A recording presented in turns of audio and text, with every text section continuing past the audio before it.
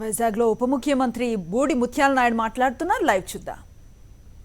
సిద్ధంగా ఉన్నాము. అటువంటిది ఏదైనా ఉండేలాగుంటే మా ప్రభుత్వం దృష్టికి తీసుకువెంటండి. అందరి సహకారంతో ప్రభుత్వాన్ని మంచిగా నడపడానికే ఈవేళ జగన్మోహన్ రెడ్డి గారు చూస్తూ ఉన్నారని చెప్పి మీ అందరికీ మనం చేస్తూ ఉన్నా. మరి చంద్రబాబు నాయుడికి ఇటువంటి ఆలోచనలు ఎందుకు రాలేదు?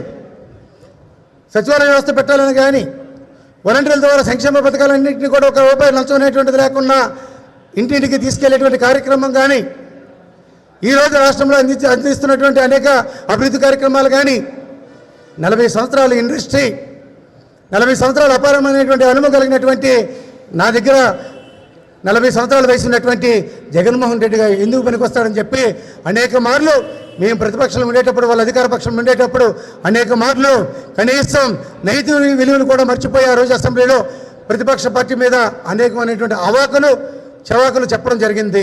అందుకే ఆ రోజు అసెంబ్లీకి పోకుండా నేరుగా ప్రజల దగ్గరికి వెళ్ళి ప్రజల కష్టసుఖాలు తెలుసుకొని ప్రజల తాలూకా ఆలోచన విధానాన్ని తీసుకొని ప్రతి పేదవాడి తాలూకా కన్నీళ్లు తొడవాలని చెప్పి, ప్రతి పేదవాడి ముఖంలో ఆనందాన్ని చూడాలని, ప్రతి పేదవాడి తాలూకా ముఖంలో చిరునవ్వు చిందించాలని చెప్పి ఇప్పటి వరకు కూడా నాన్నగారు ఆ రోజు ఒక అడుగు ముందుకు వేస్తే నేను 2 అడుగులు ముందుకు వేస్తా అన్నారు. కానీ ఇప్పుడు ప్రతి పేదవాడి గురించి, ప్రతి పేదవాడి తాలూకా పిల్లలు ఉన్నత స్థాయి చదువులు చదువుకోవాలని ఇతర రాష్ట్రాలు, ఇతర దేశాల్లో తలెత్తుకొని గర్వంగా ఒక కలెక్టర్గానో, ఐపీఎస్ గానో, ఐఏఎస్ గానో, ఇంజనీర్లుగానో మరి అన్ని విధాలా కూడా ప్రావీణ్యులు కావాలని ఇంగ్లీష్ మీడియం కూడా 1వ తరగతి నుంచి ప్రవేశపెట్టి ఇంగ్లీష్ కానీ చదువుకోకపోతే, ఇంగ్లీష్ నేర్చుకోకపోతే, మాట్లాడే విధానం తెలుసుకోకపోతే ఇతర దేశాల్లో ఉద్యోగ అవకాశాలు కోల్పోతున్నారు. కాబట్టి చదువుకున్న తర్వాత మీ చదువుకు తగ్గట్టుగా ఇతర దేశాల్లో కూడా ఉద్యోగ అవకాశాలు కల్పించాలి. కాబట్టి 1వ తరగతి దగ్గర నుంచే ఇంగ్లీష్ మీడియం ప్రవేశపెడితే ఆ రోజు ఎందుకు ఇంగ్లీష్ మీడియం అని చెప్పారు.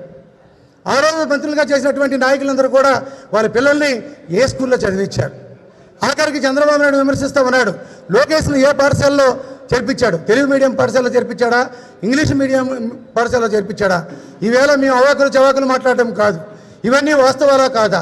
వాస్తవాలను వక్రీకరించి రాసేదానికన్నా ఆ రోజు ఇటువంటి రాతల్ని మీరు ఎందుకు రాయలేకపోయినారు అని చెప్పి ఈవేళ ప్రశ్నిస్తూ ఉన్నా.